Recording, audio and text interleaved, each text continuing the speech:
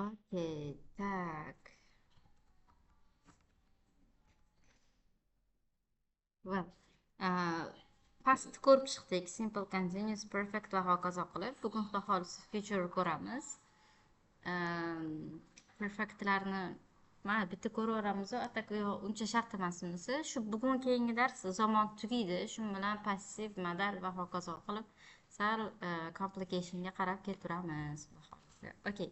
Tak, future tenses, future time, umuman olganda future'lar present for the future, preposition of time, bla bla bla. Hop, okey.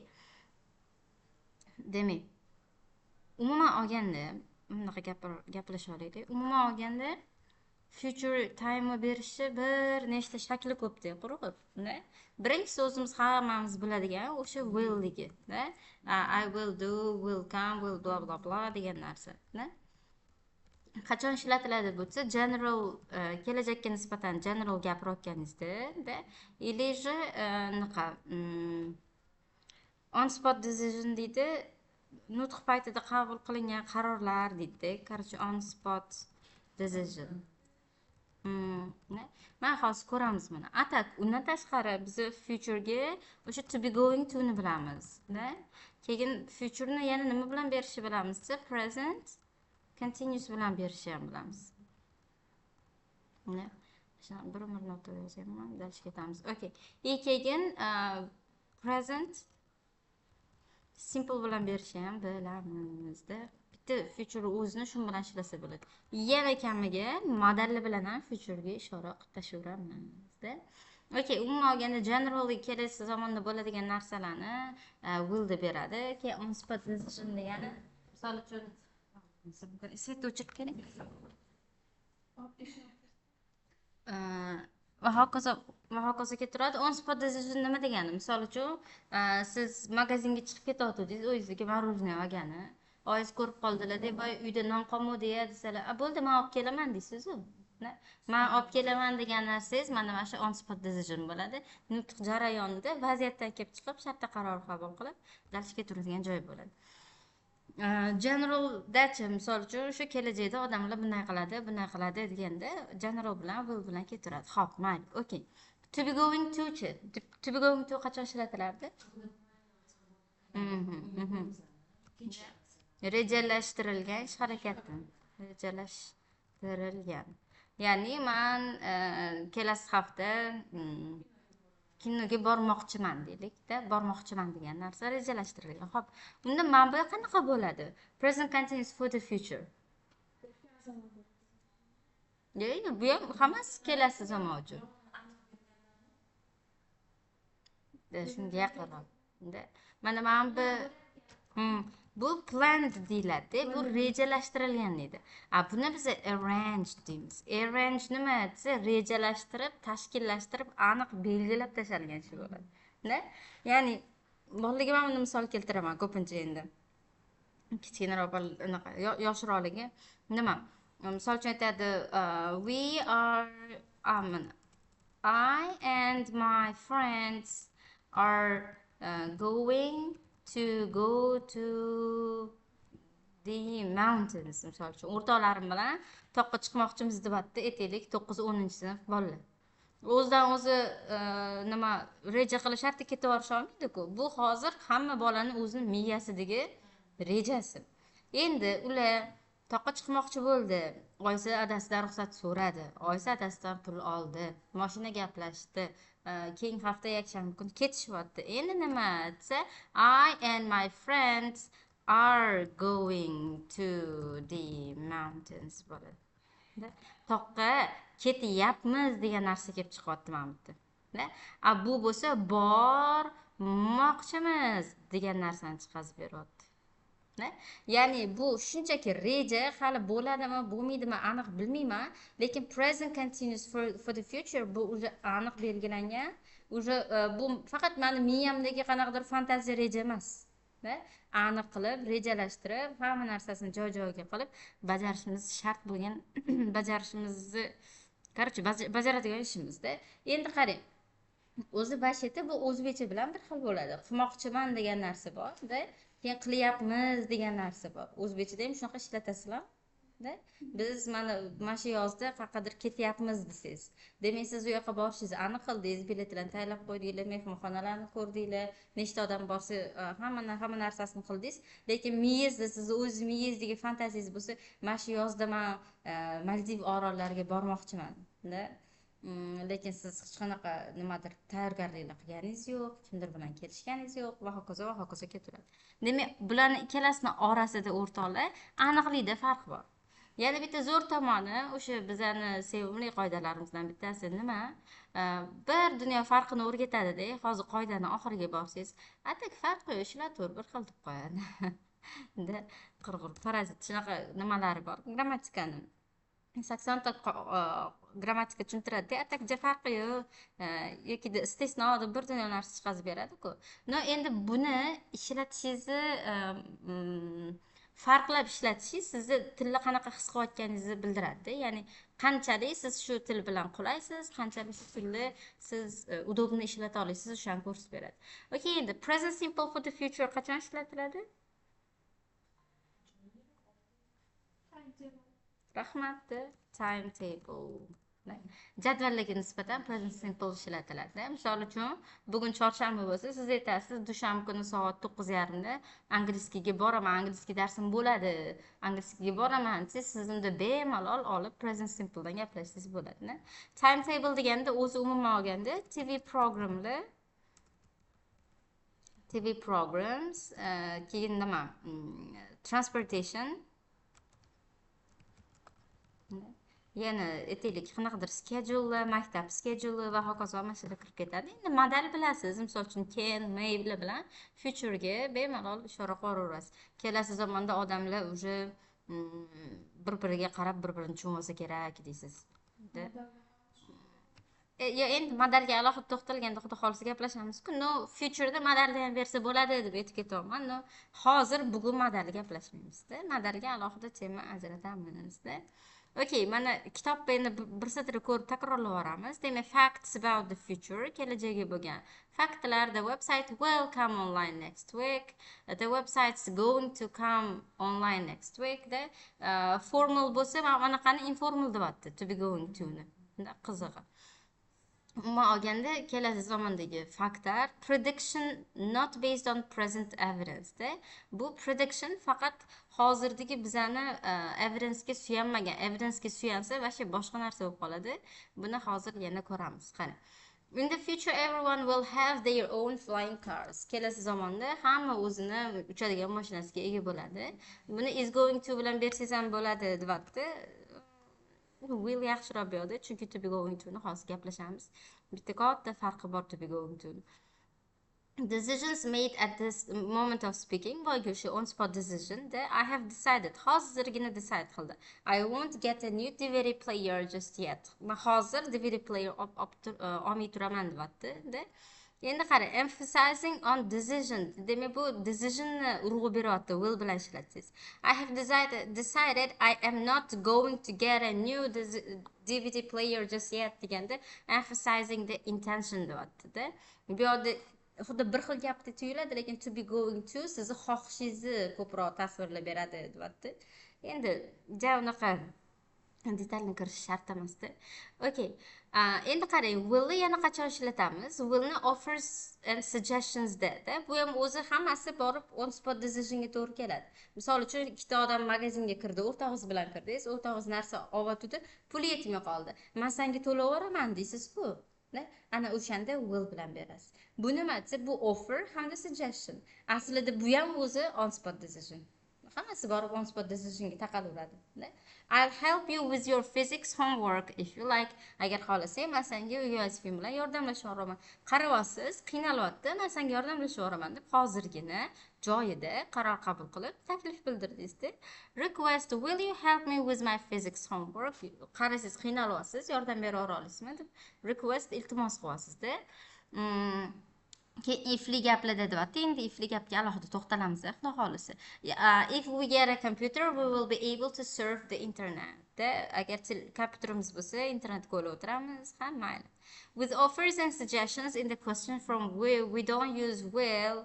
I'ga, we'ga. Qarachi o'zi eski grammatikada nima derdi? I bilan we'ga shall ishlatamiz, dirdi. U narsa atmen bo'lib ketgan. I bilan we'ga will ishlaturamiz. Faqat qachon shall ishlatamiz desa, sizda ko'proq suggestion ilji offerli question bo'lib kelsa. Shall I help you with your physics? Yordamlashib yuboraymi deganda will I help you emas, shall I help you degan narsani ishlatadi. So'rov gapda keyin bu ham разговорныйda nima deydi? Nutqda. Endi rasmanda atak to'g'risini aytganda siz YouTube'da o'tirganingizda hech kimnidir shall I help you deganini ko'rdingizmi? Yo'q. Grammatika o'rtoqlida grammatika siz ishlatmaysiz ham buni.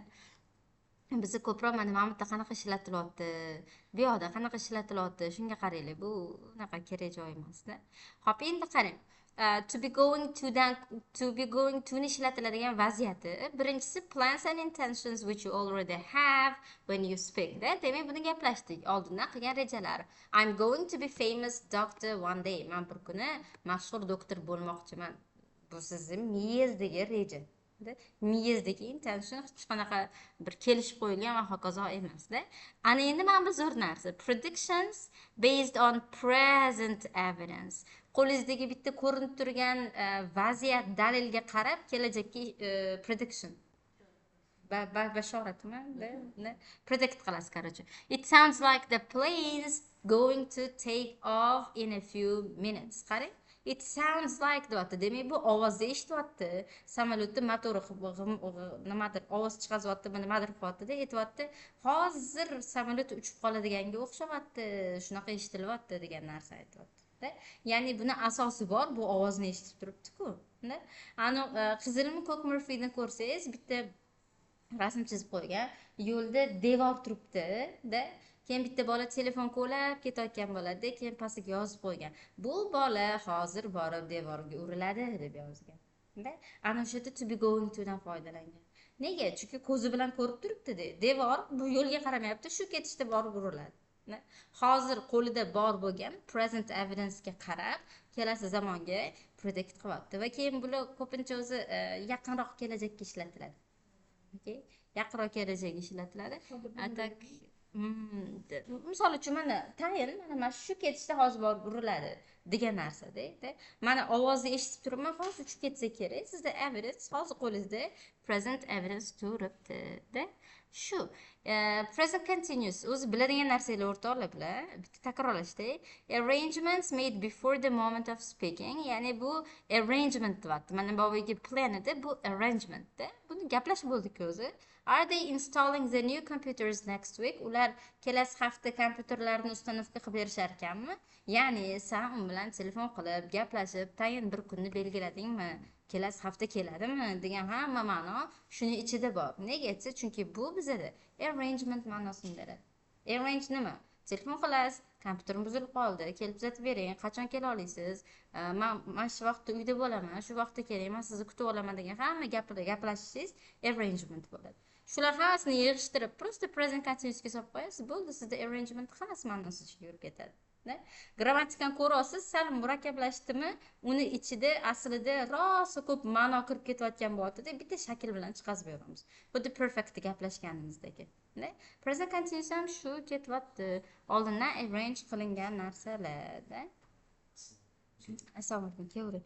Demak, present simple for the future. O'sha gaplashganmiz. Timetable, arrangements, fixed events, bla bla bla. Keyin if clause'lar, o'rtoqlar bilan keyin gaplashamiz. Xo'p, if clause'ga to'xtalmayman hozir. Okay? Well, keyin mana men hozir lekin ko'rsatib beraman sizga. Perfectlarni keyingi darsga qoldiramiz. Qolganini mana uchtasini keyingi darsga qoldiramiz. Chunki o'zi kattagina tema-da. Endi mana joyida e'tibor bering o'rtoqlar. Present tenses in time clauses. Bizda mana bog'lovchilar bor-ku. Mashalardan keyin future ma'nosini ishlatsangiz ham shakli presentda turaveradi. Okay? Misol uchun, it will be wonderful when scientists find cure for cancer. Olimlar kanserga davo topishganda zo'r bo'ladi, deyapti. Qachon topishadi davoni? Kelasi zamonda. da lekin nega present simple deb beryapti desa nega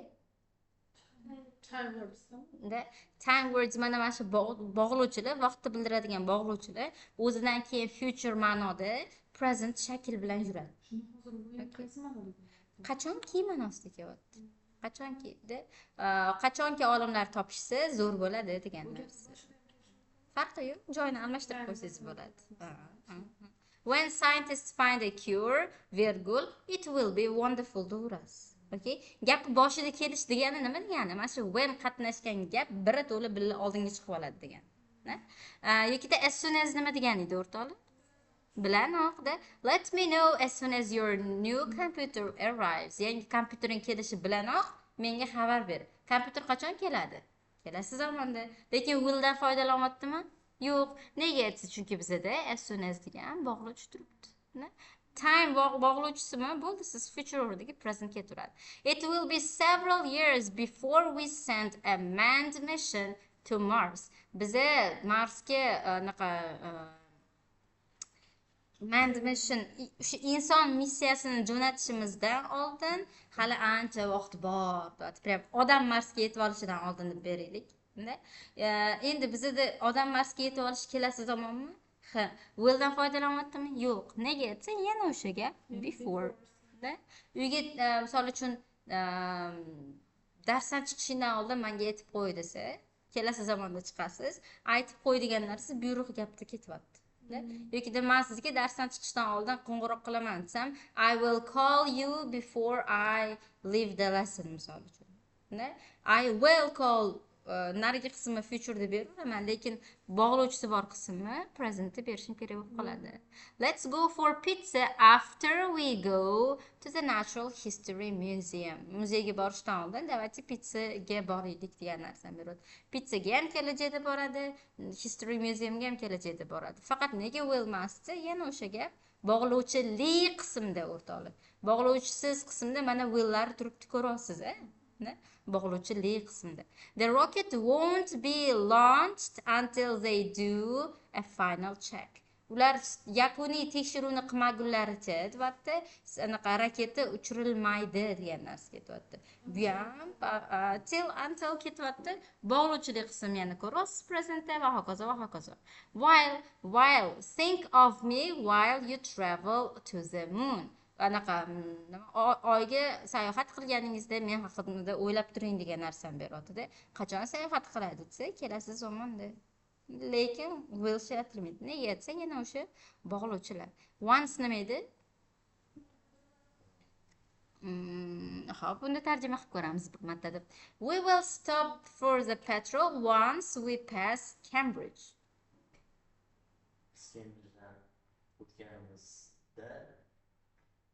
bitta patrol bitta militsiya yo'q tarjimayapti